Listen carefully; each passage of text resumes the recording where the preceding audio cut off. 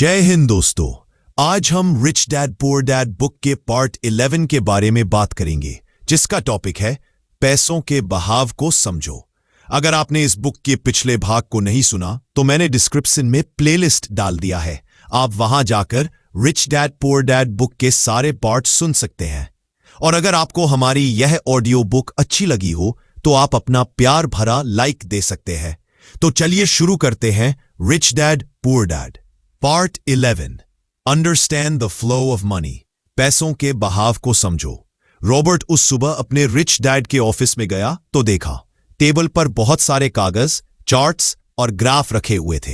Rich dad मुस्कुराए और बोले, आज हम एक बहुत बड़ा राज समझेंगे, पैसे का फ्लो। रॉबर्ट थोड़ा उलझा, पैसे का फ्लो मतलब कैसे पैसा आता और जाता है? रिच डैड बोले, बिल्कुल, लेकिन सिर्फ इतना जानना काफी नहीं कि पैसा कहां से आता और कहां चला जाता। असली समझ यह है कि क्यों पैसा कुछ लोगों के पास रुकता है और कुछ के पास नहीं। उन्होंने एक चार्ट बनाया, ऊपर लिखा इनकम और नीचे एक्सपेंसेस। फिर उन्होंने एक और लाइन खींची, एसेट्स और लायबिलिटीज। रॉबर्ट को देखकर बोले, अमीर लोग इस चार्ट को समझते हैं, गरीब लोग इसे नजरअंदाज करते हैं। फिर समझाया, गरीब आदमी पैसा कमाता है और तुरंत खर्च कर देता है, किराया, ईएमआई, बिल, खाने पीने में। पैसा अंदर आया और तुरंत बाहर चला गया। यह है poor cash flow. Middle class थोड़ा बेहतर करता है, वो एसेट समझकर गाड़ी, घर या टीवी खरीद लेता है, लेकिन वो असल में लायबिलिटी होती है जो हर महीने पैसे निकालती रहती है। रॉबर्ट ने पूछा, तो फिर अमीर क्या करते हैं?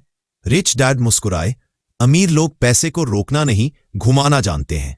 वो पैसा खर्च नहीं करते, इन्वेस्ट करते हैं। उनका पैसा पहले एक एसेट बनाता है, जैसे प्रॉपर्टी, स्टॉक्स या बिजनेस, जो फिर और पैसा पैदा करता है। यही है रिच कैश फ्लो। उन्होंने एक उदाहरण दिया, मान लो तुम्हारे पास $1000 है। गरीब आदमी उसे खर्च करेगा, मिडिल क्लास ईएमआई में लगाएगा और अमीर उस $1000 से ऐसा सिस्टम बनाएगा जो हर महीने उसे $1000 कमा कर दे। देखा फ्लो कहां बदल गया? रॉबर्ट ने सोचा, मतलब अमीर लोग पैसे के फ्लो को कंट्रोल करते हैं।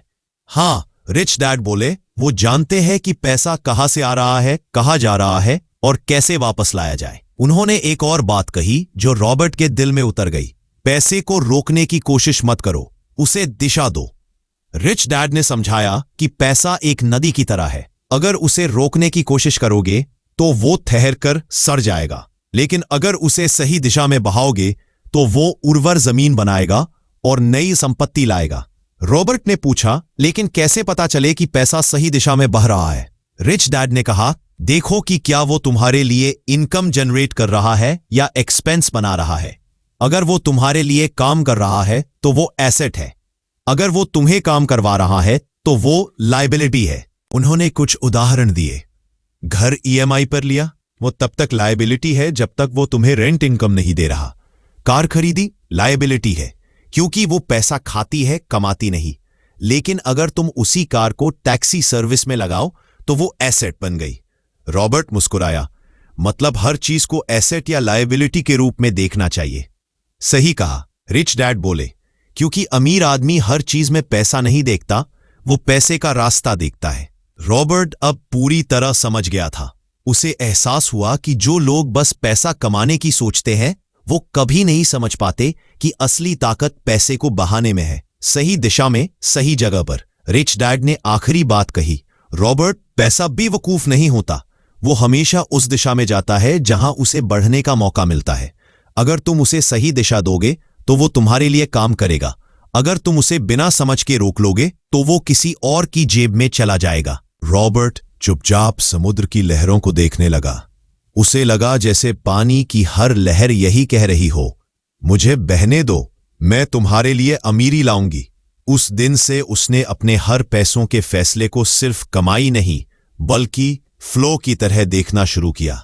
अब वो समझ चुका था कि अमीर बनना पैसे को पकड़ना नहीं बल्कि उसकी दिशा को समझना है। और जब तुम पैसे के फ्लो को समझ लेते हो तब पैसा तुम्हारे लिए काम करता है, ना कि तुम पैसे के लिए। अगर आपको हमारी ये वीडियो अच्छी लगी हो तो हमारे चैनल को लाइक, सब्सक्राइब और शेयर करें। ये वीडियो देखने के लिए धन्यवाद। और हां, अपने कमेंट करना ना भूलें। आपके कमेंट का इंतजार रहेगा।